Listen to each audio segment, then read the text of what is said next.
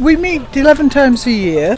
We're meeting in Gleeson Village Hall, and we promote spinning, weaving and dyeing in the 21st century.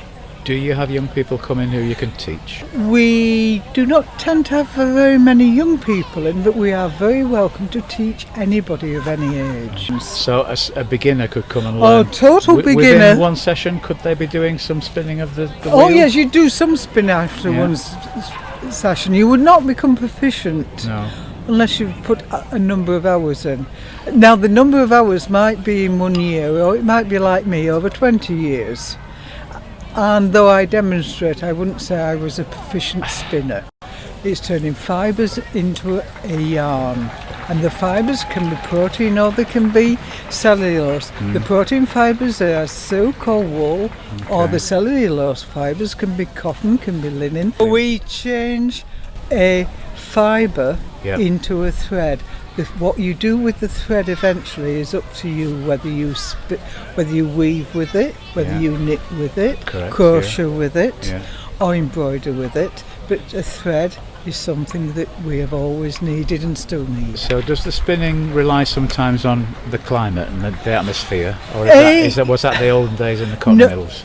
Yes, there is something in that a damper climate was better for spinning cellulose. Yeah. Which was why the Manchester became Cottonopolis. Because it was wet. Because it was wet, and the fibres sit together better in a damp climate. If they're very dry, they don't work as well.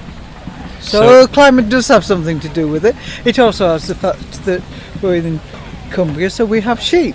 So then you may have wool, so what do you do with wool? It was a very, very important in the medieval era, where a lot of the wealth from somewhere like the Abbey here would have come from export of wool.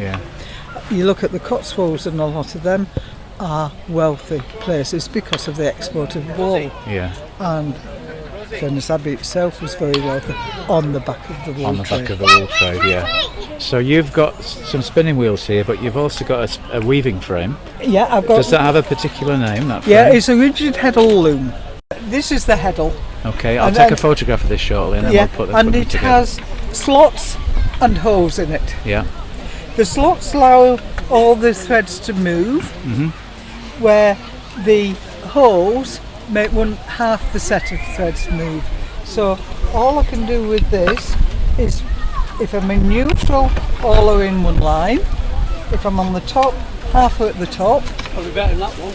And if I go to the bottom, the same half is now at the bottom. I see, And the gap between them is called the shed, which always makes me laugh, because a weaving shed you'd think of as the big building. Yeah.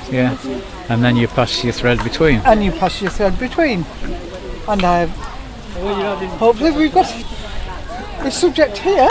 And in the very early days, people would spin and weave at home before the factory system. You mentioned Burnley before. That was a big weaving town, wasn't it? That's where it got its wealth from and grew from. Yeah. Anyway, thank you for that. We're now getting some demonstrations, which is what it's all about.